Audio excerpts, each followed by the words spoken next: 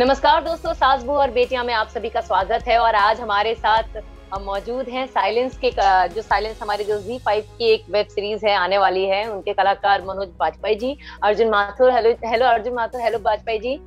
और हेलो। साथ thank he you. मौजूद हैं साइलेंस की डायरेक्टर अबन जी। स्वागत है आपका सास बहू बेटियां में, आप तीनों का। सास बहू और बेटियां नाम है इसका। जी हाँ, हमारे शो का नाम सास बहू और बेटियां है। और तो इसमें अब हमने बेटे फिर इसमें बेटे और पति क्या कर रहे हैं? सर, बेटी और पति उनका रिलेशन है। तो चलिए, एक्चुअली सास बहू और बेटियां मिल सबसे ज्यादा मसाला सास बहू और बेटियां देती है ना। तो इसके लिए हम सोचे कि देखिए, और साइलेंस की हमारी डायरेक्टर भी एक बेटी, एक माँ और एक हाँ माँ। बीवी है। तो चलिए हम जी। शुरू करते हैं।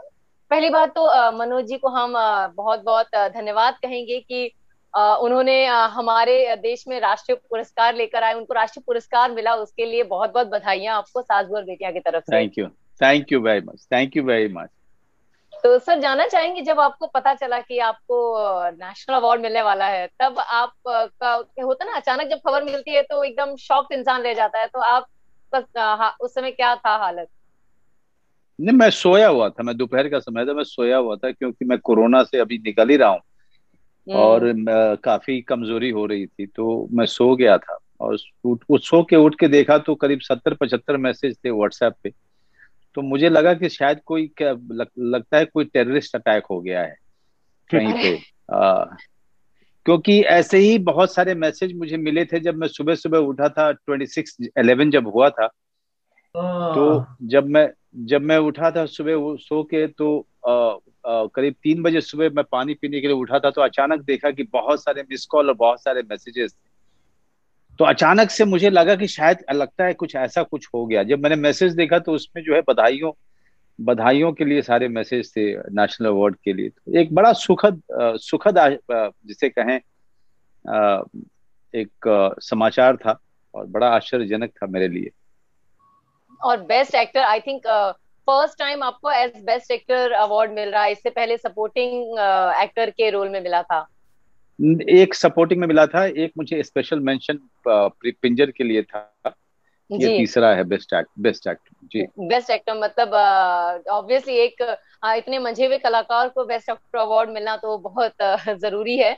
चलिए, अगर हम बात करें आपकी वेब सीरीज साइलेंस की, तो क्या है साइलेंस में, मतलब कितनी खामोशी है इसमें? ये अबान बताएंगे। अबान डायरेक्टर हैं। अबान, अच्छा। Take it from here. So Aban ji, आपसे जाना चाहते एक्चुअली ये एक फीचर फिल्म है, this is not a web series. हैं। ओके। और साइलेंस साइलेंस इसलिए है क्योंकि जो हमारे जो मेन विटनेसेस है, जिन लोगों को बोलना चाहिए, दे आर ऑल साइलेंट, कुछ अलग अलग रीजंस की वजह से। So that is why this film is called silence. और that is basically the idea behind the title. अच्छा, ऐसी क्या खास बात है इस फिल्म में, मतलब ऐसा कौन सा मुद्दा उठाया गया है इस फिल्म में? एक्चुअली एक मर्डर मिस्ट्री है, सो इट्स मुद्दा नहीं है इसमें। एक लड़की है, यंग गर्ल, जिसका मर्डर होता है। और ये एक हाई प्रोफाइल केस है बिकॉज ये जो लड़की है उसके उसके उसको फादर है, पिताजी है, वो एक हाई कोर्ट के रिटायर्ड जज है। तो ये ओके। केस बहुत हाई प्रोफाइल है। तो ये केस को हैंडल करने के लिए एसीपी अविनाश वर्मा को बुलाया जाता है। And how he solves the case, ये कैसे पूरा ये जो जर्नी है टिल ही फाइंड्स आउट कि जो किलर कौन है। तो that is what silence is about. अच्छा, मनोज जी से जानना चाहेंगे। मनोज जी, मतलब जैसा कि आपका किरदार इसमें नजर आया है, एकदम स्ट्रिक्ट, और हंसना नहीं, हंसी चेहरे पर बिल्कुल भी नजर नहीं आई, तो आप अपने किरदार के बारे में क्या कहेंगे? नहीं नहीं, काफी मजाकिया भी है। वो पूरी फिल्म देखेंगे तो आपको पता चलेगा। मेरा किरदार एक ऐसे अफसर की कहा क्या किरदार है जो अपने व्यक्तिगत जीवन में बहुत सारी चीजों से जूझ रहा है। जहाँ पे एक तलाकशुदा है, एक बेटी है जो लंदन में रहती है जिससे उसकी मुलाकात नहीं हुई है। एक बूढ़ी माँ है जिसका फोन उसके पास हमेशा आता रहता है कि वो उसने खाना खाया कि नहीं। उसकी पत्नी का वापस पत्नी ने ब्याह कर दूसरी शादी कर ली है। तो कई सारी चीजों से अपने पर्सनल लाइफ में जूझ रहा है, और ड्यूटी पे वो कहीं ना कहीं अपने पर्सनल लाइफ को भुलाना चाहता है, इसलिए ड्यूटी में पूरी तरीके से लगा रहता है अपने काम में।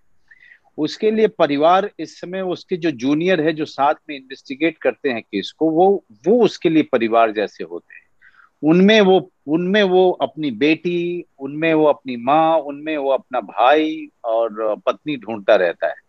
आ, वो इसीलिए उनके बहुत क्लोज होता है, बहुत ज्यादा। तो इस तरह का किरदार है, और वो जितना खतरनाक हो सकता है उतना ही मजाकिया भी है, उतना ही बहुत उतना ही इंटेलिजेंट आदमी भी है। और कई बार कितनी छोटी छोटी चीजों पे वो बहुत ज्यादा नासमझ भी है, उसे बहुत सारी चीजों का ज्ञान भी नहीं है।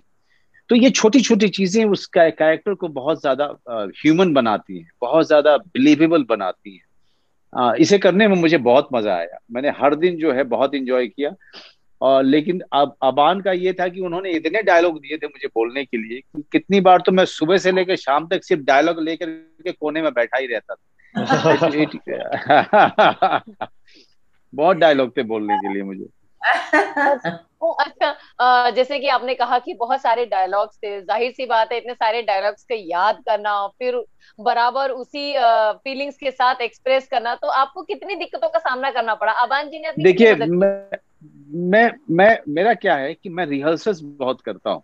मैं बहुत ज्यादा रिहर्सल्स करने में यकीन रखता हूँ। मैं रिहर्सल्स इसलिए भी करता हूँ ताकि मैं न सिर्फ डायलॉग्स मेरे हो जाए, मतलब it becomes part of my my my nature, my personality, but उन डायलॉग्स से ज्यादा जो डायलॉग्स के बीच में जो खेल होता है ना, और डायलॉग्स के बीच में जो बहुत सारी चीजें होती हैं, उनको एक्सप्लोर करने में मुझे बहुत मजा आता है।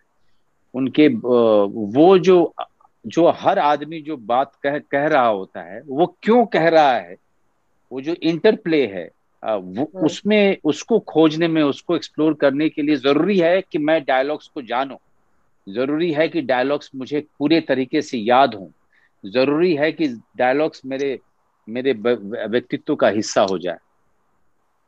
अच्छा, अगर मैं आपके किरदार के बारे में बात करूं कि जो एसीपी अविनाश है, उनका जो रिश्ता है एमएलए रवि खन्ना से, वो कैसा है? अब मैं ये मैंने अपने दिमाग में रखा था कि कहीं ना कहीं अविनाश वर्मा जो है वो रिलेट नहीं करता है रवि खन्ना से। और रवि खन्ना के साथ में उसका जो अ, उसको जो इन्वेस्टिगेट करता है रवि खन्ना को, लेकिन साथ साथ एक बैक ऑफ द माइंड में एक कॉम्प्लेक्स भी है रवि खन्ना से उसे।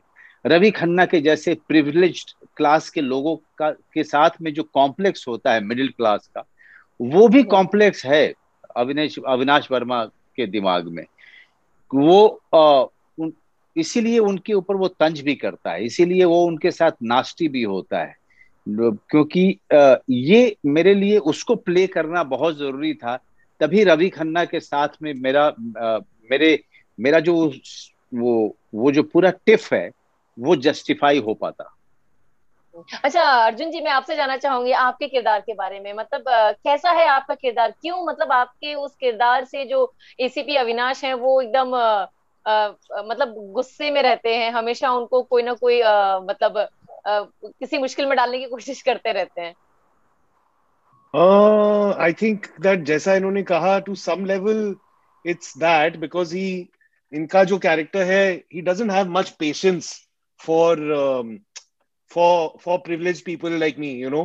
उनको काम से काम है, और हम और हम जैसे लोग इनके काम में रुकावट डालते रहते हैं, तो इनके पास पेशेंस नहीं है ज्यादा हम जैसे लोगों के लिए। That's the thing. My right. Character is a suave young politician, you know, from a well-to-do background, and लेकिन इंटरेस्टिंग बात यह है कि इसको आप जब पहली बार जब इसको देखेंगे, आप कुछ कह नहीं सकते कि ये एक्चुअली किस तरह का आदमी है, अच्छा है, बुरा है, कुछ करा है इसने या नहीं करा है, या इसको कोई फंसा रहा है, या कि कुछ मजबूरी है, कुछ you can't place him. जो फिल्म का जो मिस्ट्री एलिमेंट है वो इसी कैरेक्टर के थ्रू आ रहा है. And it was really interesting for me to explore that, क्योंकि because interestingly there was always, I mean, in performing this character you have to always kind of mislead the audience, you know, that's in this particular genre of film it kind of works on misleading the audience. तो perform करते हुए भी वो ये बात थोड़ी दिमाग में रखनी पड़ती थी कि एक तो आप मतलब कि ठीक है आप रवि खन्ना हो, आप ये कर रहे हो, क्यों कर रहे हो, लेकिन साथ ही साथ आपको ये भी ध्यान रखना पड़ता है कि आप ऑडियंस को इस समय what do you want the audience to be thinking, you know. तो that was a interesting exploration for me. एक तरफ से देखा जाए जितना ट्रेलर मैंने देखा है उस हिसाब से आपने जस्टिफाई किया है कि लोग आप पर शक करें कि वो जो लड़की है पूजा जिसकी डेथ हुई है उस पे कहीं ना कहीं जो रवि है उनका हाथ है, एमएलए रवि का.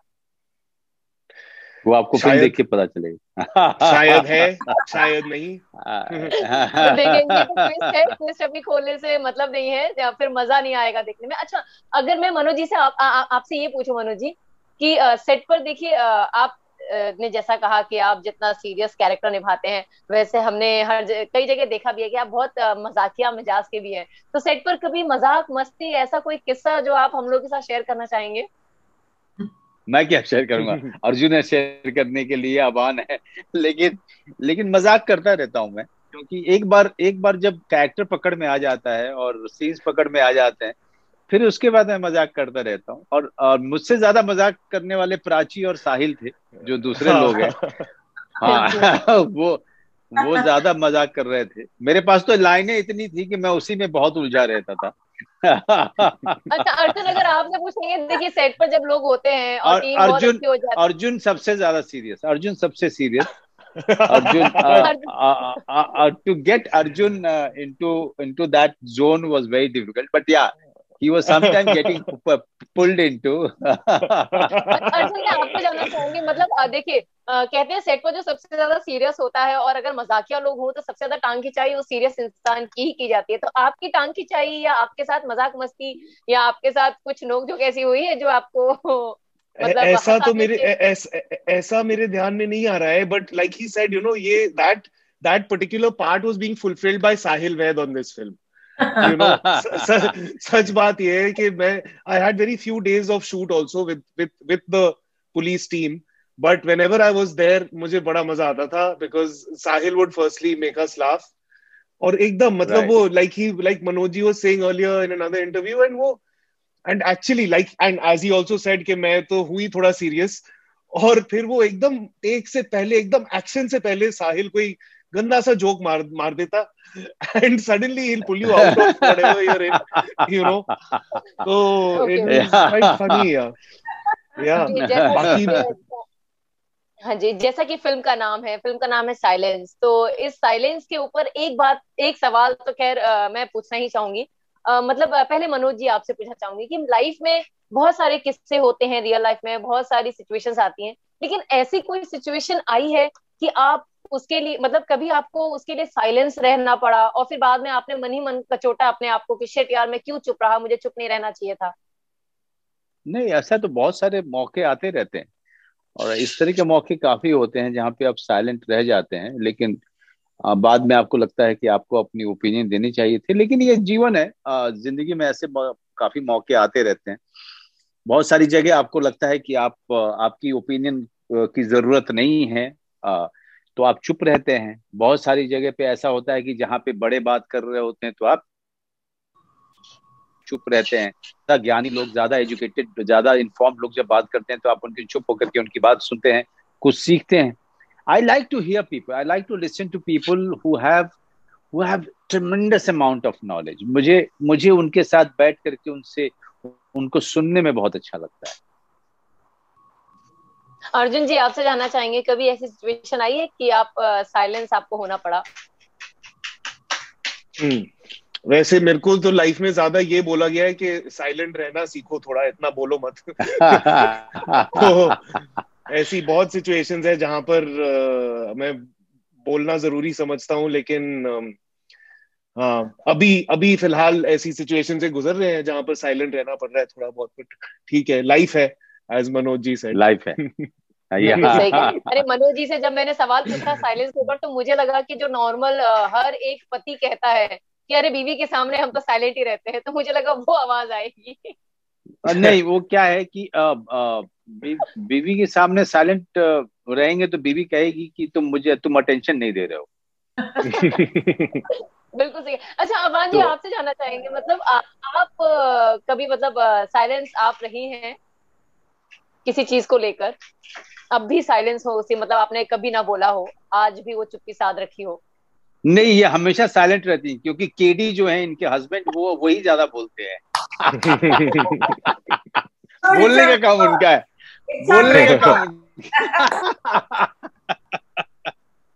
अबान का काम सिर्फ सुनना है। अच्छा अबान जी, आप क्या कहना चाहेंगी साइलेंट मूवी पर? साइलेंस मूवी पे? हाँ मतलब ये जो आ रही है आपकी मूवी। इट्स मर्डर मिस्ट्री है, एक हू डन इट है, और इसमें बहुत इंटरेस्टिंग कैरेक्टर्स है। हमारे परफॉर्मेंसेस बहुत अच्छे हैं क्योंकि हमारे जो एक्टर्स हैं वो बहुत सॉलिड है। तो इट्स नाइस मूवी। अगर ये आपका जॉनर है, specially who done it, murder mystery, तो you must watch it on 26 March को आ रही है। और मैं तो चाहूंगा कि सब लोग 25 की रात को 12 बजे फिल्म अपलोड हो जाएगी, और लोग अपनी फैमिली के साथ फिल्म देख सकते हैं। सारे के सारे एज ग्रुप वाले, एम आई राइट अबान? सारे की पूरी फैमिली साथ में बैठ के इस फिल्म को देखेगी। और देखते समय ये जरूर ध्यान रखिए, आपस में गेस कीजिए कि किसने कत्ल किया है। जी जी बिल्कुल सही कहा। बहुत बहुत शुक्रिया आप लोगों का, साधु बेटिया के साथ के लिए आप लोगों ने समय निकाला। बहुत बहुत थैंक यू वेरी मच, सास को, बहू को और बेटी को और बेटियों को थैंक यू। बहुत बहुत शुक्रिया। Thank you. ओके।